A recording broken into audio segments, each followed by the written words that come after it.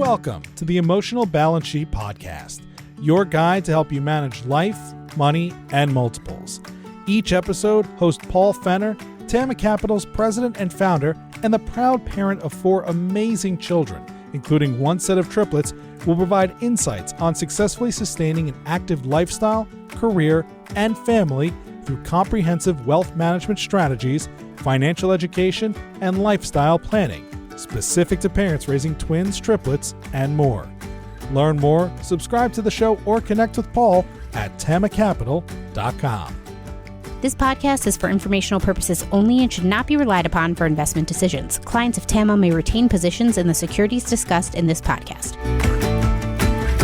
Have you ever wanted to own an investment or vacation rental property? A place that could become a long-term retirement haven for you and your family? Katy Bertodatto and Mark Keely are co-founders of Golden Swan Management, a property management and real estate development company located in Traverse City, Michigan. Golden Swan properties extend throughout the Northwest Michigan region with a variety of rentals including condos, waterfront, and rural escapes available in every season. Probably the most critical aspect of considering an investment or vacation property is asking, does it align with my family's purpose? If this consideration is because you think it may be cool or have seen one too many HGTV shows that make it look easy, then you need to readdress your why. Most people interested in owning a second home often do not know where to begin. Katy and Mark guide us through the critical factors you must consider and some critically overlooked considerations that people can miss when investigating an investment or vacation property. Please enjoy my conversation with Katy Bertodatto and Mark Keely.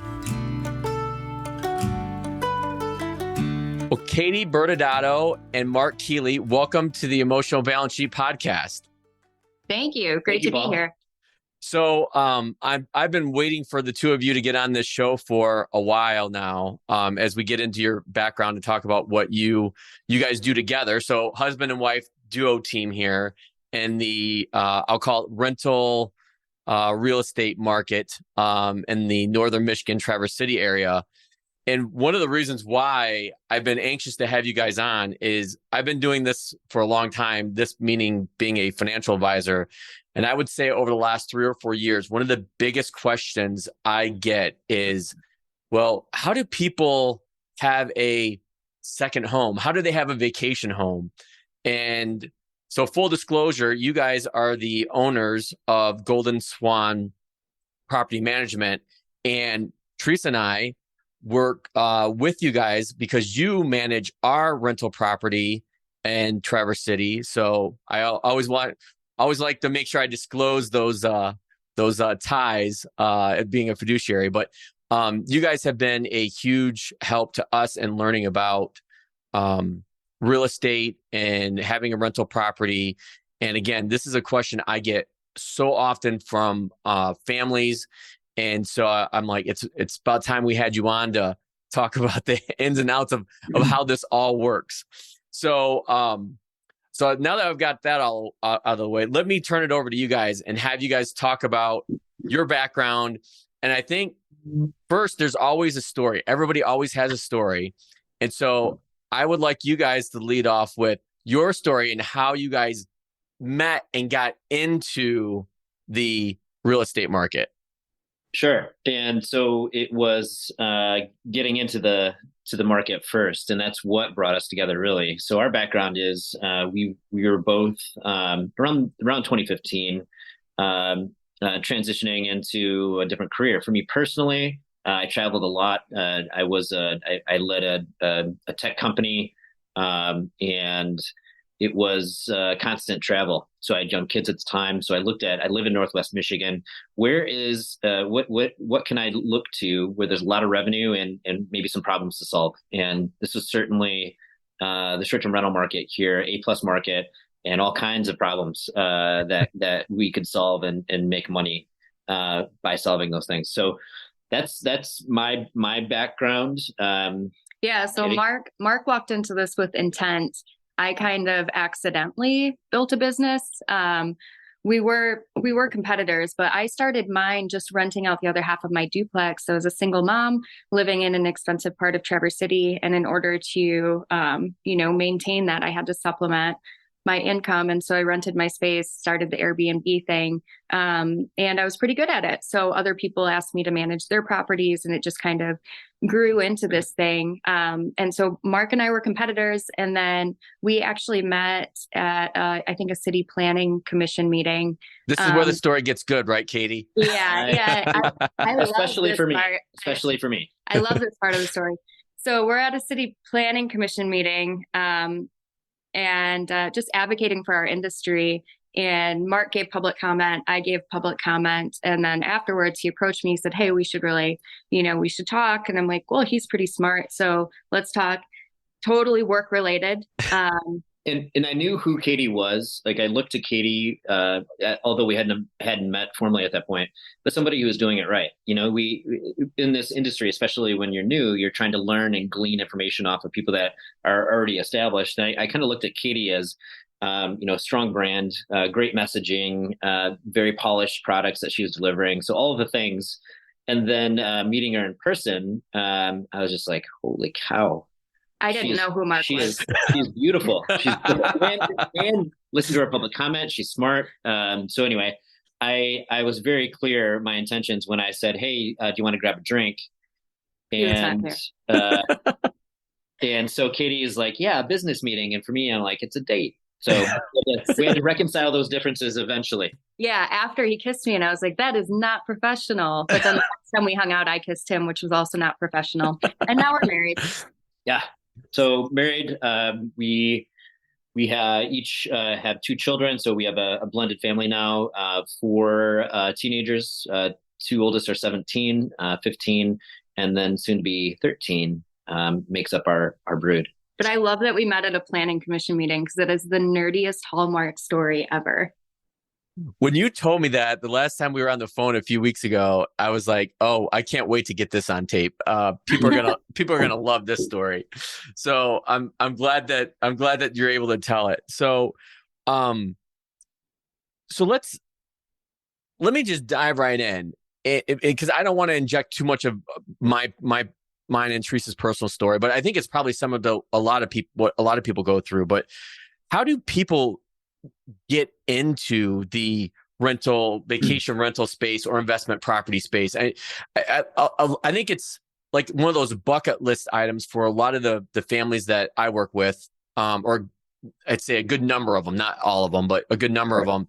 And it's always, well, how does somebody even pull that off? Like, how do you even start? And I'll just interject this real quick. Like, it started for Teresa and I because we started coming to Traverse City in 2016. So this will be our 7th summer coming up there.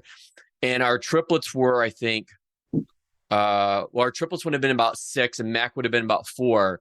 And I remember it being Teresa and I remember it being the first vacation that was like really great, was just the 6 of us. We all got along, and Teresa's like, we're going to book this again. And we were at Peninsula Bay, and we stayed there for the first 5 years that we were coming up there until we bought our condo at Sugar Beach almost 2 years ago. All right. Well, that's a very common story. Most of the folks, especially in 2015, what we do here has evolved. And so our client is changing, but our typical client for the first 5 years pre-pandemic were just that. These were folks who are professionals, seasoned in their field, in their late 30s to mid 50s, and wanting to take advantage of the short-term rental revenue that this market bears to essentially offset the cost of having a second home up here.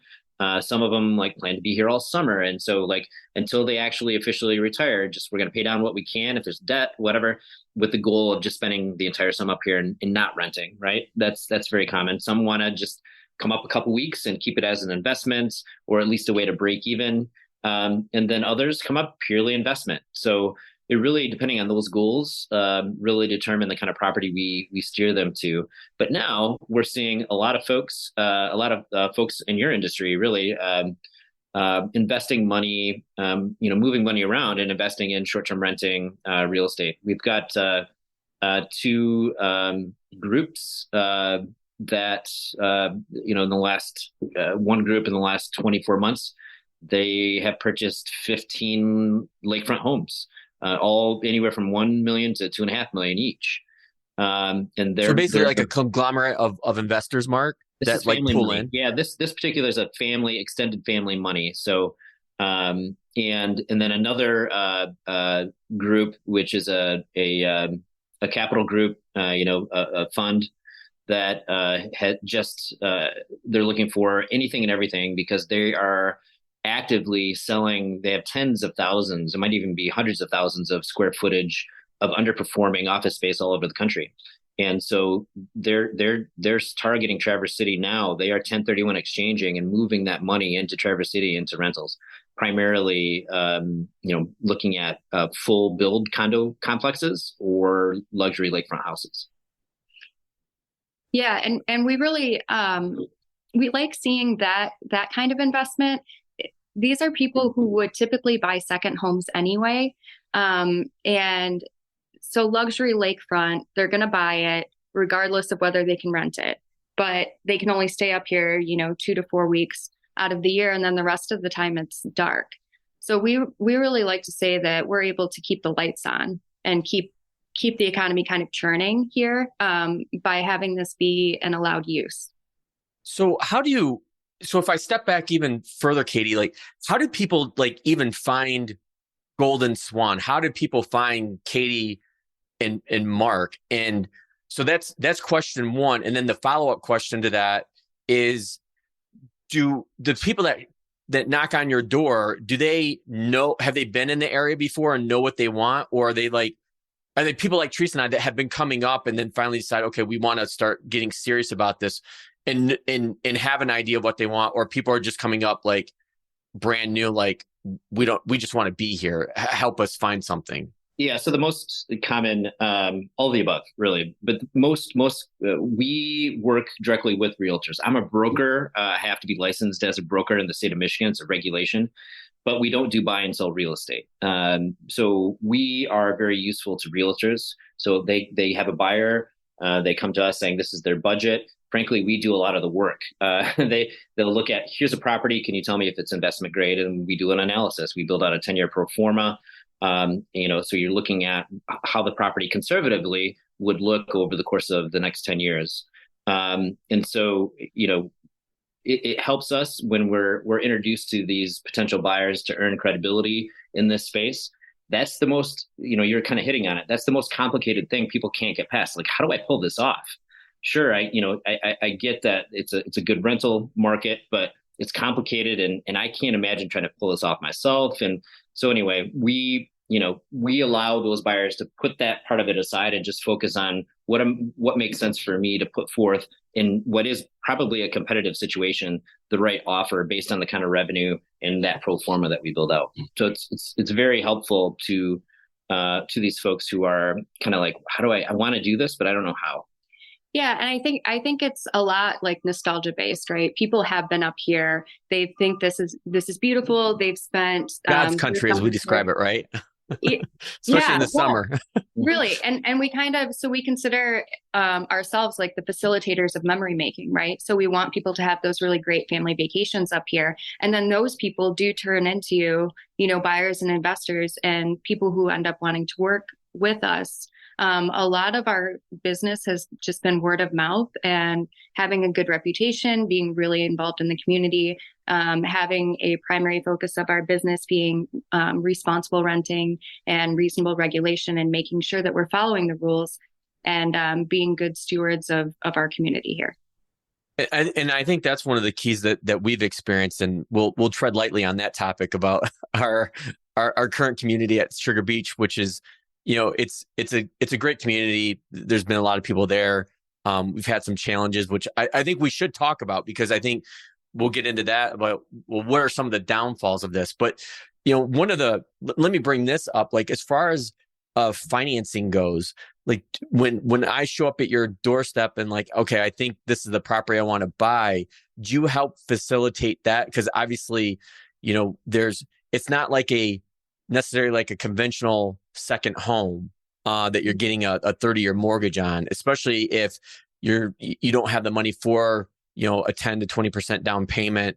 Do you include rental income in that? Can you get it approved without rental income? Can you talk a little bit about those kinds of details? Yeah. So I took a course through MIT that was commercial real estate analysis and investment, and kind of applied the concept for like traditional commercial real estate, applied it to our industry, which people hadn't done before. And so we built out like a pretty detailed 10-year pro forma, which Mark uses to kind of analyze properties and make sure people understand like what they're getting. And then Mark has actually done a really fantastic job of working with bankers, mortgage brokers, and even assessors to explain like our industry and why these numbers are not like long-term rental numbers, and justify. And he's willing to defend our pro forma with real data that we've collected, with our company. And I mean, that has helped our clients get financing. So we know we're trying to build an ecosystem, right? It's not just about realtors. It's not just about buyers. It's about sellers. It's about, getting the appraisers to understand short-term renting in a way to look at it in a more nuanced way, rather than just a straight performance evaluation and using that part of it for the financing piece. And we have banks here, local banks especially, that are, some of them are you go through the process. You've got someone who, an underwriter who reaches out to us to ask about how we put together those numbers. We provide that data. And then sometimes, I'll sit in front of the board when they make the decisions for the loan, and I just defend the pro forma. And so, we're in this fantastic, our Golden Swan, in this great position because over the years we outperform the market in Northwest Michigan considerably, and that is based on working really hard on revenue management, among other things. Besides, the baseline of producing a good product and taking care of people, and but revenue management is truly what separates us from a performance. When we're talking about just data. That's what separates us. And so we've earned credibility in that way. And so that part of the financing part of it, we can assist there by just bringing forth the expertise and evidence and data to support a pro forma that shows the revenue side considerably higher than what you'll see if you just look at the market as a whole. Yeah, if you just go like, standard comps and you're just kind of Googling and seeing what other people are charging, they'll say, how can you justify this? And I love to hear Mark in his sales pitches. He's like, well, that's like cheating off of C students, and we don't do that. So we focus on what we do, and we do it well, and we don't worry what anyone else is charging because we know the type of revenue that we can generate. And this in your profession, every day is different. And so we have these rules of thumb. We carved the full year up into, all these tiny little pieces to understand the differences in every single week in the peak season, what's driving demand, right? Looking at historical data, but knowing that the market is always moving and always shifting too. And so we're always learning. And I think that understanding revenue management is a daily task. It's not an island. You can't just set it and forget it, which is a common problem here with property management. We look at it every single day, and that's the only way to really squeeze out the kind of revenue that we can. And that's why we're in the position now we are to be able to build out this ecosystem and really have an effect on the market in a positive way. We're hoping to raise the standards across the board. We would love for the talent level to increase. And we're seeing it now, but boy, those early days, it was brutal, and it was good for us, great for us, because it helped us, separate ourselves from the pack. But at the same time, there's a lot of opportunities, a lot of projects that don't go anywhere because they haven't talked to us. They're using just market data, just the general averages that you can see publicly. And there's so much more potential in our market, in our hands, or, somebody doing it the right way. So there's a lot to unpack there, because one of the and I want to come back to this, but I just want to make this point. So hopefully none of us forget this, is that's one of the things that have surprised me the most, is just how much the business fluctuates and can. And that to me has been one of the most surprising points. But one of the things that you touched on, the regional banks, and we won't get too heavy into this, but obviously we're recording this on March 22nd at 1:50. In about 10 minutes, the Fed's going to come out with their decision. So I can't believe we're actually recording this podcast when they're coming out. Yeah. But we didn't know this was going to be critical timing with regional banks. But I think this solidifies to me, and I hear this debate on the talking head media and finance, is that how critical regional banks are, because they are the ones that are willing to do the analysis and lend in areas like a Traverse City versus the bigger banks, like the money center banks like Bank of America, JP Morgan. Do you have any color or insights either one of you would want to add on that? I think you're spot on. I think when you have the regional banks here, they live in this community. They understand, and they're a part of the business community in a way that the big banks have like a branch manager, or they might have a regional manager that stops in once a year or twice a year, whatever.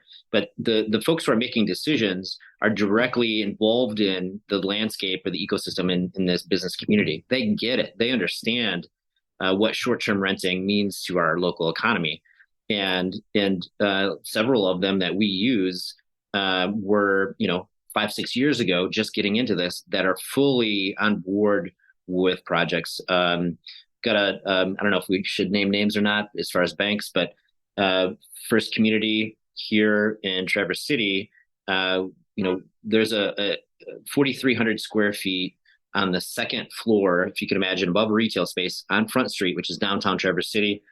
That 4,300 square feet been sitting empty. The last official use was the 1968 Vietnam draft board.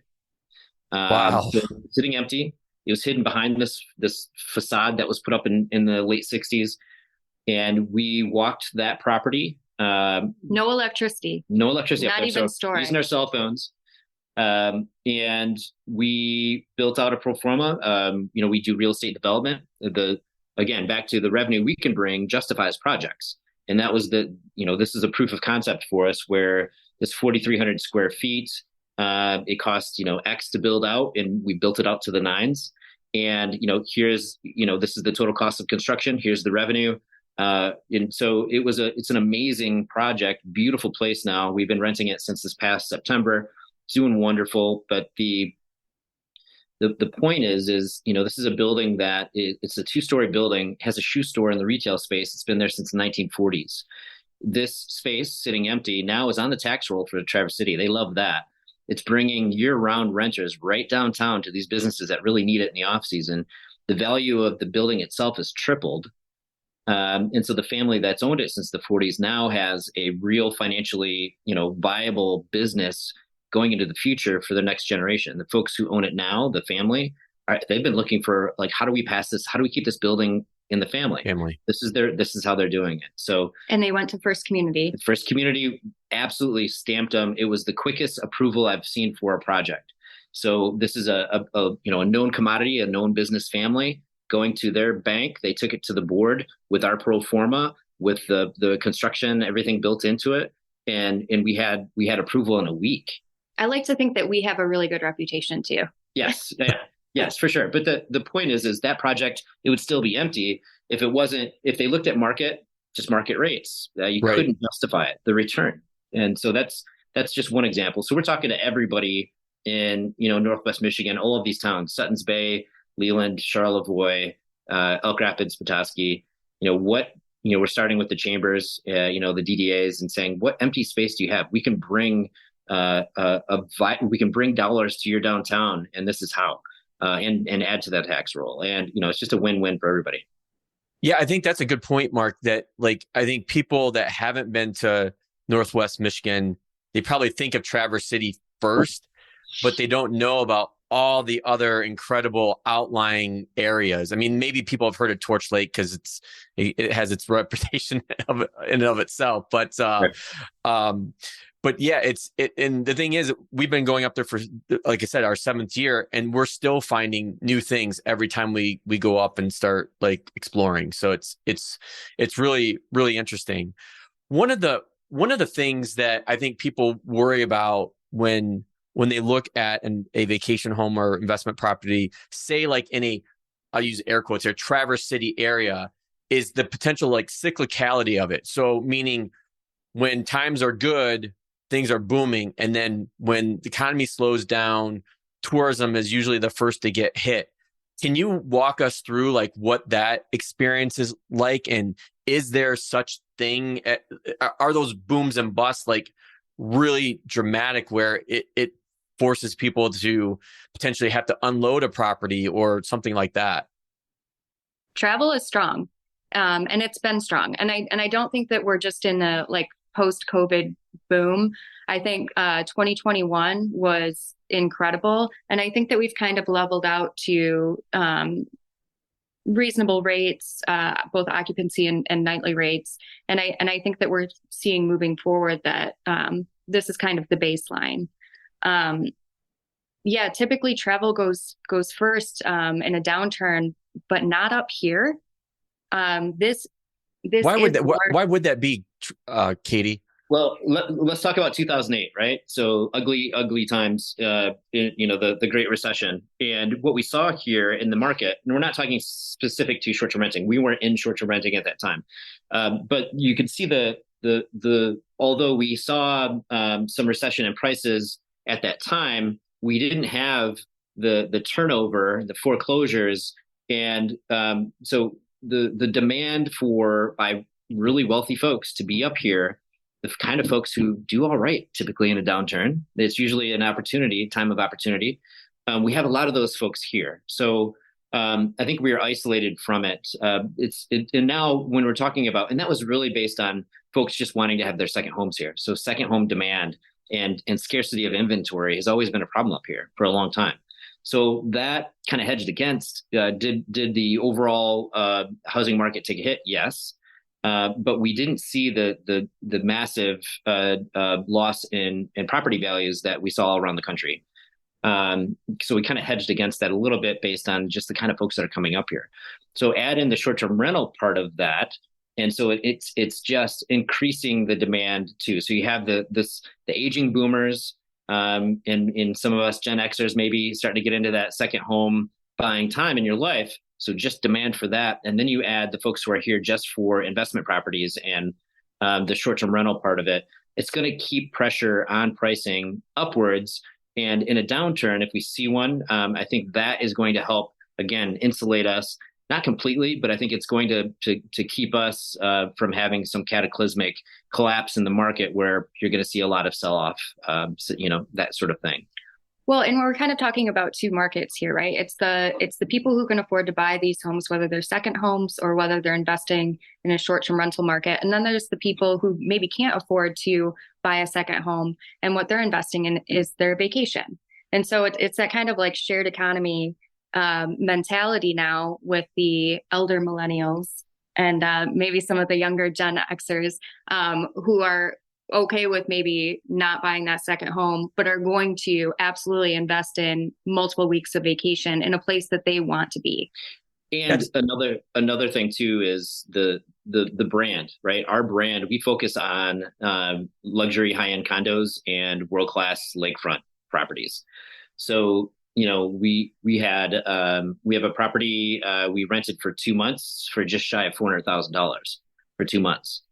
Wow. 2 months rent. So that's a different market. So those folks, the folks that are coming in on these high-end lake houses, that are spending this kind of money are the folks that aren't as affected as well. So that's more of our brand. That's more of our, like, where we play in this market.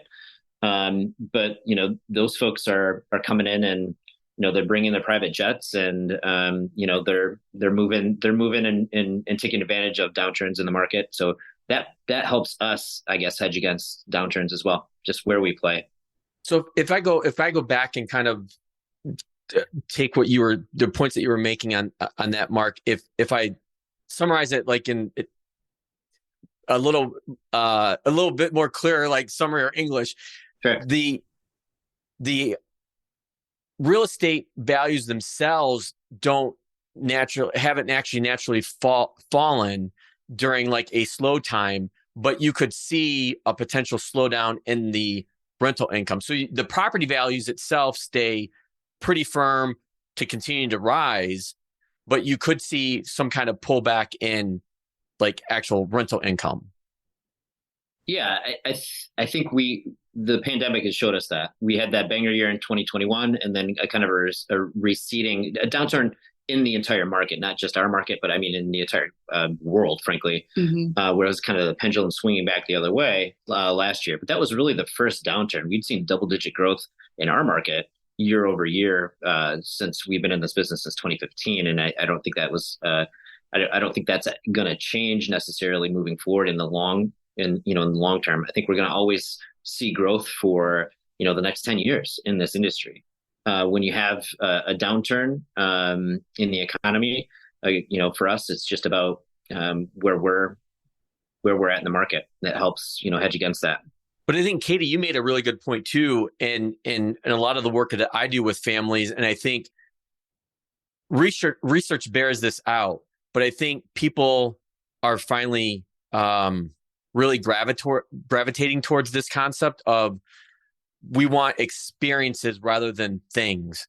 And so people aren't going to necessarily sacrifice that vacation or experience versus, okay, well, I'll skimp somewhere else in our, normal spending, if you will, versus giving up that vacation. And Teresa and I have firsthand experience with this, along with everybody else that I feel like lives in Michigan that has kids, because most of these school districts have a midwinter break in early February and then a spring break, which is going to be next week for us. And you usually pick, okay, we're going to go to South one of those two trips. Most people can't afford to do both. They're going to do one or the other. But I can honestly tell you, the people that have the biggest regrets are the ones that don't get out of the state for either of those breaks. And it's brutal. Like it can be like physically draining with the weather. And like there's so many good things about being in Michigan, and there's things that aren't so good. I think travel is really an investment in your own mental health and the completely agree. The health and the memory making with your own family. And I think that there's a lot of value put on that more than how much am I going to leave in my inheritance, which I think previous generations were kind of worried about that.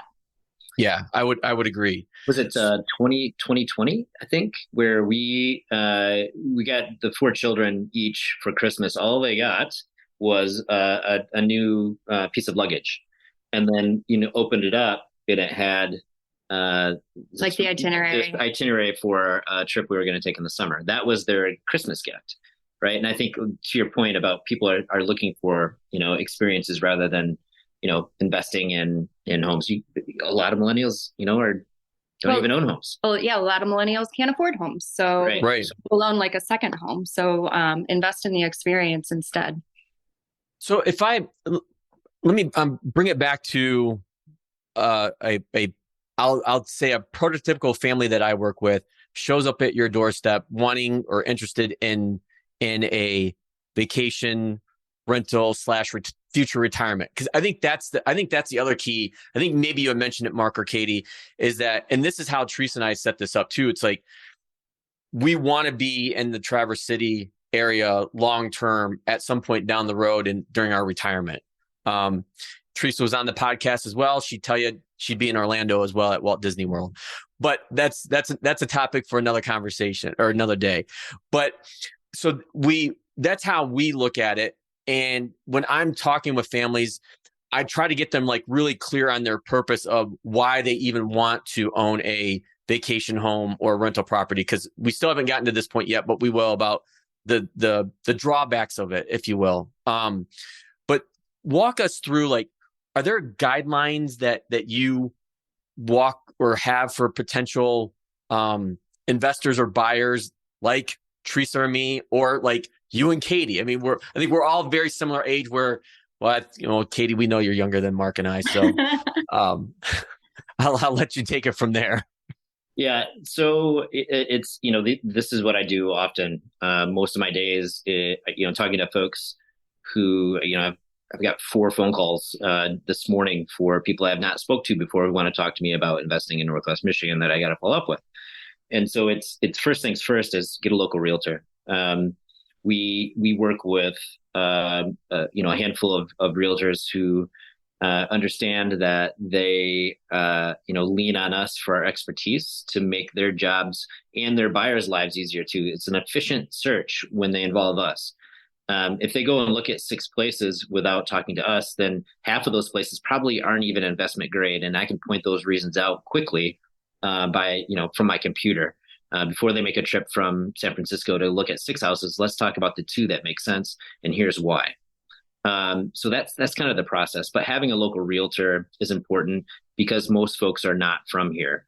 Now, if you are a local or you know the area well, you've come here, most of your life, or you're savvy, sometimes you don't need a realtor. You have your attorney draw it up, and we can assist in helping facilitate, finding the place and build out the pro forma and give them everything they need to make a decision. It's just much more efficient to work that way. And I know Mark's really focused on like the property itself, which obviously is very important. Like, is this a good investment? Does this property make sense? But I just want to touch on like the types of clients that we work with. When they're interviewing us, we make sure that they know we're interviewing you as well. It's really, really important for us to be careful about the clients that we bring on.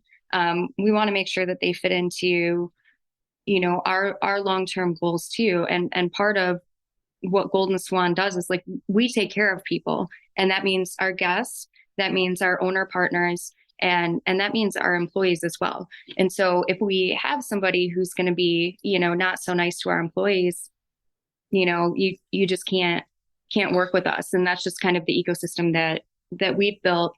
I think it's really important to understand that this type of investment is different than a long-term commercial property or even a long-term residential property. There's going to be people coming in and out. It's a lot of day-to-day hands-on operations, and you have to just let us do our job because we do know what we're doing. So we really love the clients who essentially want mailbox money. Just let us do our job. Like, I couldn't even imagine if you had clients calling you every day, like, did you check this or did you check that? It's like, just let me work. And so I can relate. Yeah. Yeah. So we're in a good position now. We have the reputation on the revenue side and the product that we deliver, where we can be very selective. I just had a conversation with Brandon, our director of operations, this morning. I looked at the last 12 folks that called in to talk to us this week about being brand new to the market, right? So what is today, Wednesday? Yep. So 12 new calls. And again, I'm not cold calling. I'm not reaching out. These are just incoming calls. And they find us through word of mouth, and they evaluate our portfolio that can be seen publicly. They do all of these things, and then they call us. And so, 1 out of 12 so far this week I think will likely be followed up on, as far as potentially being someone that makes sense for us to work with. We have criteria for the properties. We have criteria if the property has good bones, but it needs work. We need to make sure that we're going to have a level of product at the end that is going to make sense for us. So there's a lot of moving pieces there, but we're in a good position now where we can be selective, and that helps us grow smarter, helps our margins be higher. There's just a great position for us to be in right now. But finding the right partners is it's not just about the property; it's about the owner partner as well. Yeah. So I mean, long story short, Paul and Teresa, you guys are VIP. I'll make sure I pass that on to Teresa. But so step 1, find a local realtor. Step 2, find somebody like you and Katy and Mark at Golden Swan. Right. What would be third? You mentioned criteria, like having. How important is that? It just depends on what folks are looking for. So the criteria would be that a home that has 0 signs of deferred maintenance. Everything is buttoned up and clean. We are going to ask for all of the money. And then we're going to ask for more money and continue to ask for more money for these properties. So we need to have the perceived value. When the renter walks in, they're happy to pay it. And when they walk in, that there's nothing that's going to detract from that. That perceived value is met. And so we have to have an owner partner that's going to maintain their property in a way that allows us to continue to ask for more and more money. Ordinances, you have to know like what is an allowed use in your area. That cuts out a lot of places right off the bat. Again, that's how Mark and I met, and we still go to city and township meetings and advocate for reasonable regulation in our industry. And Paul, I know it matters a lot to have an HOA that is in line with your goals as well.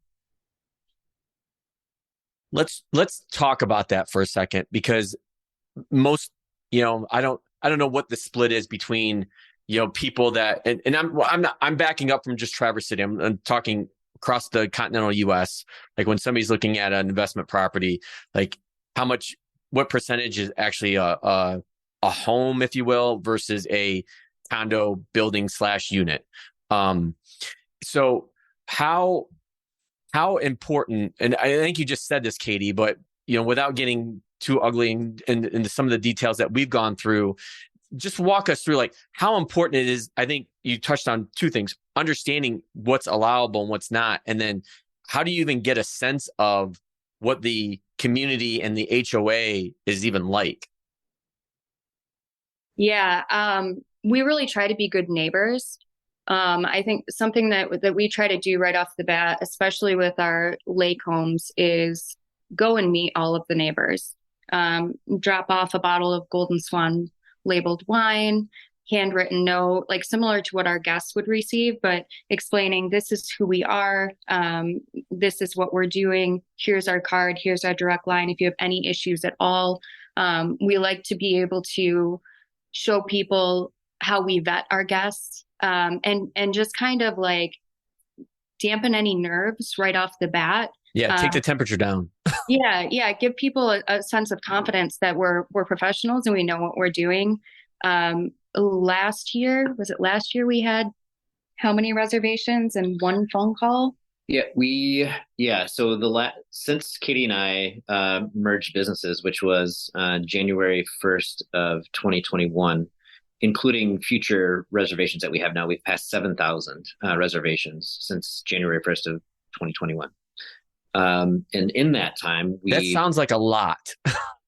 It's a lot. It is. It's a lot. But it's, in that time, we received it was really 3 phone calls, but really one phone call in particular that was from a concerned neighbor, because we had what he thought was one of our renters parking on the septic field. So it wasn't a noise complaint. No party. It wasn't a party, nothing. They just were concerned about that. And then the other 2 calls were from the same lady, the same neighbor, who they requested the floodlight in the back of and I get it. We have a lake place. Lights bother me at midnight when I'm trying to enjoy the fire and the sky and there's a bright light on. Like, I get it. But this woman called twice when our renters left that back light on in this lake house. So those are the 3 calls out of 7,000. And that's how we have it absolutely dialed in for how do you find the right renters who are going to respect the property, respect the neighbors. How are we going to build relationships in this social capital with the neighbors in order, if something does go awry, that we can start off on the right foot of just making it right and having build trust with those neighbors, that we're gonna make sure that we keep our renters being good neighbors. Yeah, so I think that's a good thing for the list. Like when you're vetting a management company, you want to know, first of all, like, do they use dynamic pricing? If they use stagnant pricing, run. Like they're. And can you explain what that means, Katy? Because I know what it means, but our audience may not know what that means. Yeah, I'm going to let Mark take this. Sure. He's our pricing expert. Sure. So But then we need to come back to you, Katy, because you were going to make a few other points. So I don't want to get sidetracked with that. Yeah. So it's all falls under revenue management. And so that is the missing piece. You can ask, for a property manager, you say, tell me about your revenue management. And so utilizing technology that in real time takes snapshots of the market availability. So market, supply and demand. especially in the peak season. But also, still just this morning, walking this property, had an existing property manager that had, in stagnant pricing is where you just set the pricing for the year and you walk away and there you go, book it or not. And usually those folks are they're pricing it in a way that it's a bargain. It's lazy, but it's the way the majority of the market is priced here. So this 3,000 square foot place that I looked at today, that was absolutely beautiful, that was priced at $800 a night, whether it was January or July. And so it was probably, it's probably naturally like a $1,600 a night place. It's probably leaving 100% revenue, like, half the revenue on the table. So that's stagnant pricing. So utilizing technology, but then also understanding in a granular way the demand changes throughout the year to make sure that you're priced appropriately to drive occupancy and higher rates. Yeah. So Mark's the pricing nerd. I really like to focus on some of the other things would people and conflict resolution. So I would ask like what sort of relationship they have with the city or zoning administrator, what their process is for when they have a neighbor complaint, or how do they reach out proactively to their neighbors, what their process is when they have a guest complaint, what is their sort of like refund policy, how do they make sure that their guests are taken care of? Because yes, we want to drive revenue, but ultimately you do that long term by taking care of people and making sure that they have a great experience, and then they want to come back. Ultimately, things are going to happen, and you're always going to have guests who you just can't make happy, but you still have to. This is hospitality, so how do you handle them and make sure that you're not going to receive a scathing review, because we live and die by reviews.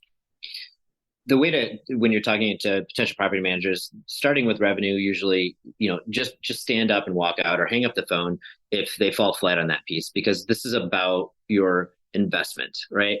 So if they stumble through that and it sounds, unsophisticated, that's probably going to be the majority of the people that you talk to if you pick up the phone and you just search. So if you get past that, where they talk about the nuances in the market, and they talk about using technology to help pricing and all of these things, and you move on, then talk about systems. Tell me about the systems that you have in place to ensure that you have good renters. If something's broken, how does it get replaced? Tell me about your cleaning systems. How do you ensure the cleans are done properly? Tell me about your cleaning staff. Do they work for you directly? Are they independent contractors? How do you manage those? Just ask about their systems that they have in place to manage their business successfully over a long period of time. Mm-hmm. Those are the kind of things you want to really dig into. Yeah, you want a management company or person who is proactive, not reactive. And I think that'll cut out a lot of issues later on.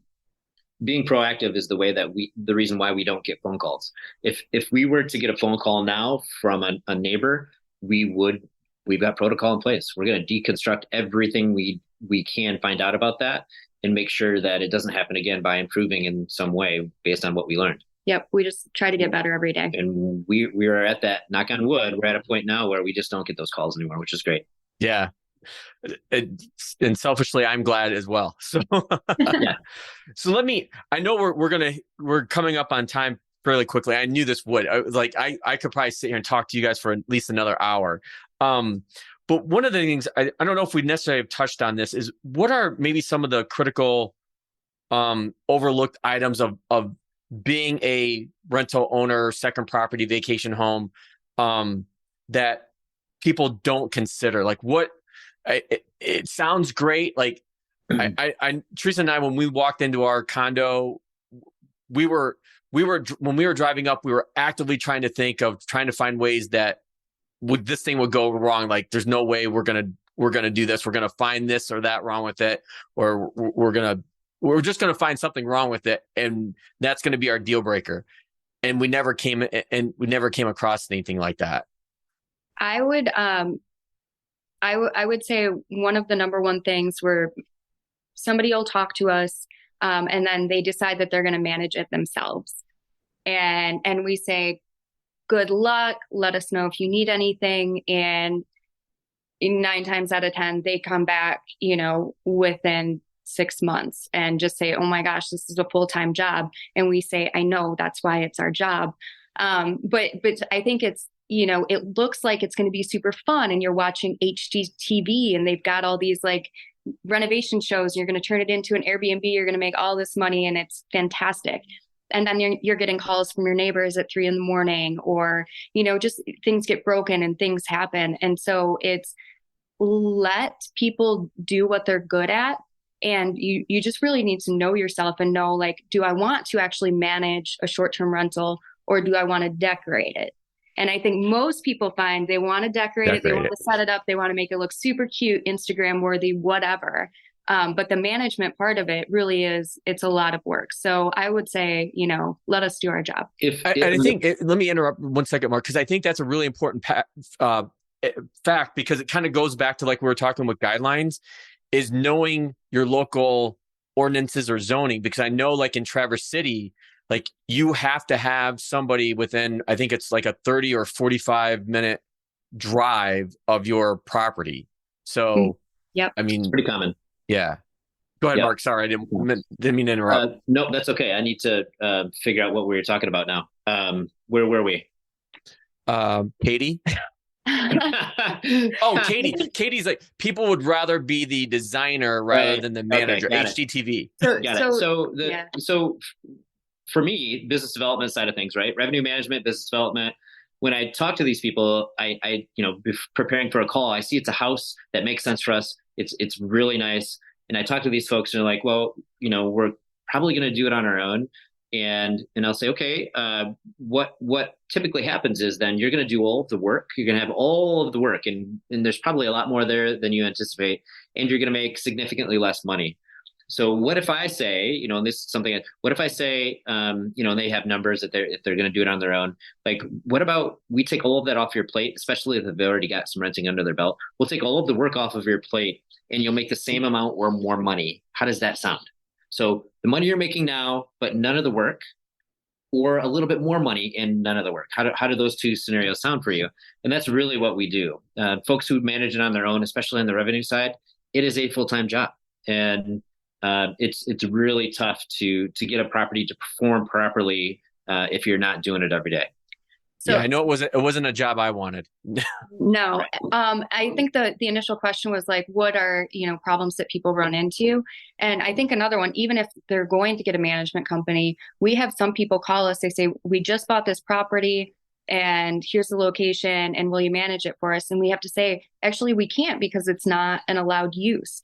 It's not in the proper zone. And so maybe first things first is, when you're vetting realtors, make sure that they understand the rules of short-term renting and they're not selling you an investment that isn't actually an investment because you can't rent it this way. That would be a really bad burn. It happens. It happens. I talked to someone last month. Actually, no, it was this month, a couple weeks ago. They bought 2 houses in Traverse City to short-term rents. Like, they're not short-term rentable. We might be able to help you with horse show folks staying longer than a month, but these are not investment grade in that way because of what the market is. You paid short-term rental money, second home, inflated prices, really top end, what they paid, and they're not going to have the return because they're going to have monthly renters in there. And we hate hearing that. Yep. But it happens. It happens. Go ahead, Mark. Nope. Go ahead. One last business question I want to squeeze in before I get to my final question I ask all my guests, which is going to be really interesting for the two of you, is condo versus freestanding home. People have that debate just in their primary residence. What's that debate like when you're looking at a vacation rental or investment property? Are you still considering the same things, or again, does it get back to, okay, what's your purpose? What's your long-term idea about this? Katy's like jumping at the bit. This is really interesting. So when Mark and I were competitors, he was the VRBO king and with like a luxury lakefront.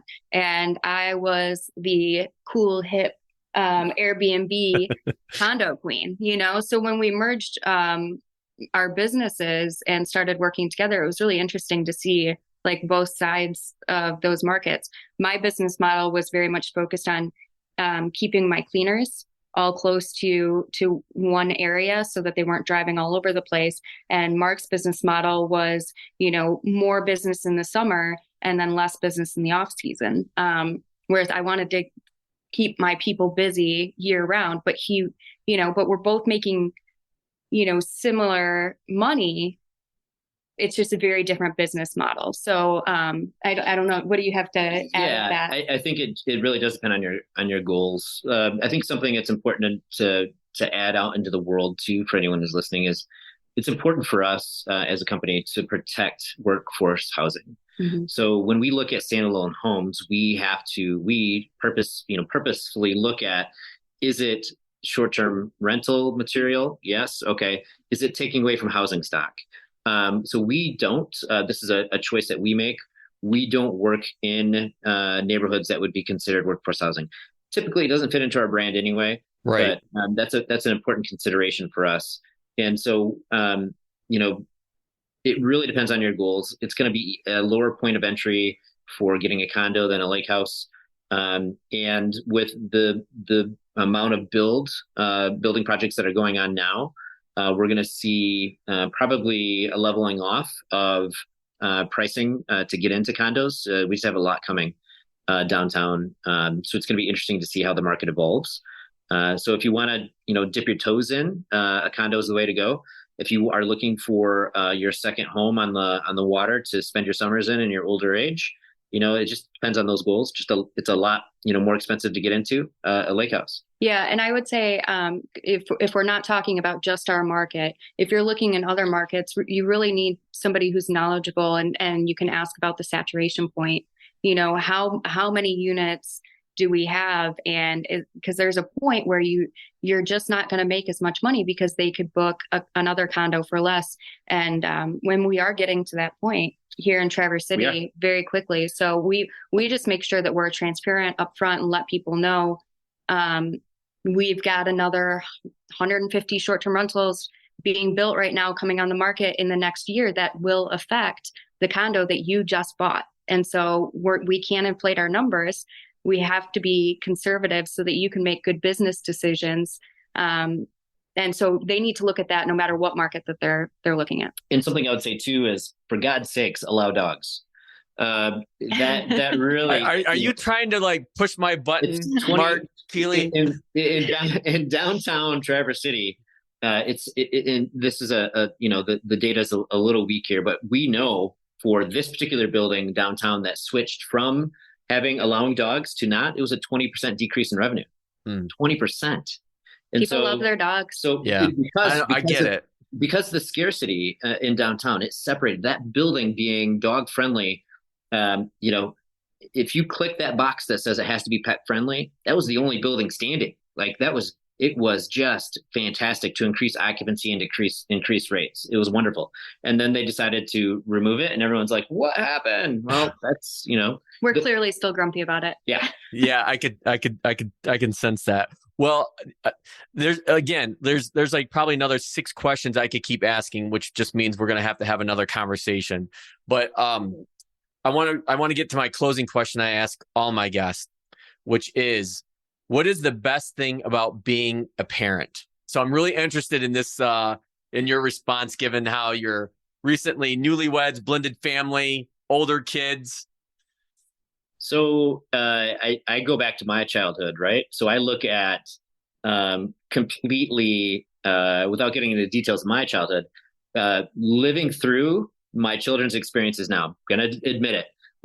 All the things that I want them to do, and experience. And I have great pleasure in watching them go through life and grow and have these wonderful experiences in contrast to my own childhood. And so that I think is probably the greatest pleasure for me as a parent, is to see them grow up and they're privileged kids, to see them, to see them grow up and to really be able to make choices for themselves rather than decisions, right? So choices of what they want to do. That's what gives me my greatest pleasure. Yeah, I'll kind of jump on that too. So I love that our kids are cool.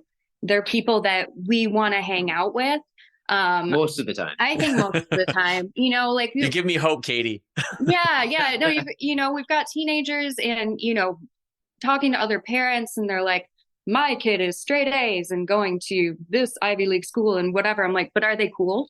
Like, do they have a quirky sense of humor? Are they, at some point they're going to be adults, and are they going to want to hang out with you? Are you going to want to hang out with them? And our kids are they're freaking cool. They're funny. They're witty. So last night, I'm upstairs with my son playing video games, come downstairs and we got the neighbor kids and the rest of the brood all sitting in the dark in our living room watching TV together. It was just cool. It was cool to see. And that's, Katy and, 5 kids watching a movie. Doesn't get any better than that. Just chilling, hanging out. We go through a lot of snacks. Our house always smells like feet. Like it's life, man. We have, imagine 3 smelly teenage boys, and then they bring over their friends. They bring over smelly teenage boys. Yeah. It's a lot. It's gross. It's lovely. Well, Katy and Mark, I can't thank you enough for being on the show. Like I said, this was a conversation that I've been wanting to have for a while, and I think the audience is going to get a lot out of it, because I think it helps hopefully it gives them a sense of what it's like to go through this process of looking at second home ownership, whether it's a future retirement home or short-term rental. But I can't thank you enough for sharing your expertise, and selfishly, I can't thank you guys enough for the partnership that you've had with Teresa and I on our property, and we love working with you guys. And we'll both look forward to seeing you guys sometime next week when we're up. All right, that sounds good. Great. Thanks, Paul. Thanks Appreciate so much, Paul. Thank you for listening to this episode of the Emotional Balance Sheet Podcast. Please visit tamacapital.com to subscribe to this podcast, or to connect with certified financial planner and registered investment advisor Paul Fenner of Tama Capital. And please join us again next time on the Emotional Balance Sheet Podcast.